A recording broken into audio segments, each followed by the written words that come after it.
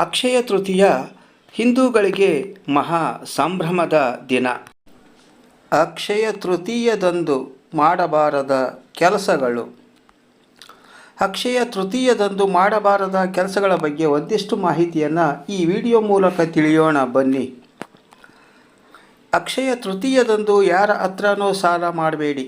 ಅಕ್ಷಯ ತೃತೀಯದಂದು ಸಾಲ ಮಾಡಿ ಬಂಗಾರವನ್ನು ಖರೀದಿ ಮಾಡಬೇಡಿ.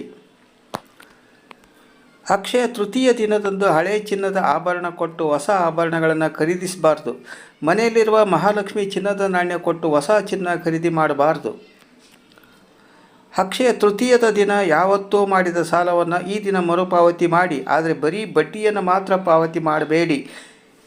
ಅಕ್ಷಯ ತೃತೀಯದ ದಿನ ನಾನ್ ವೆಜ್ ತಿನ್ನಬಾರ್ದು. ನಾನ್ ವೆಜ್ ಅಡಿಗೆ ಮಾಡಬಾರ್ದು.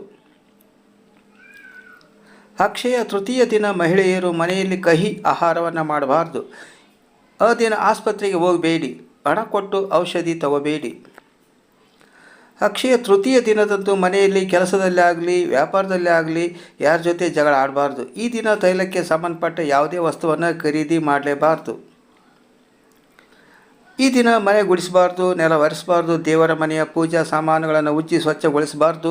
ಅದೇನಿದ್ರೂ ಅಕ್ಷಯ ತೃತೀಯ ಇಂದಿನ ದಿನ ಮಾಡಿಕೊಂಡಿರಬೇಕು.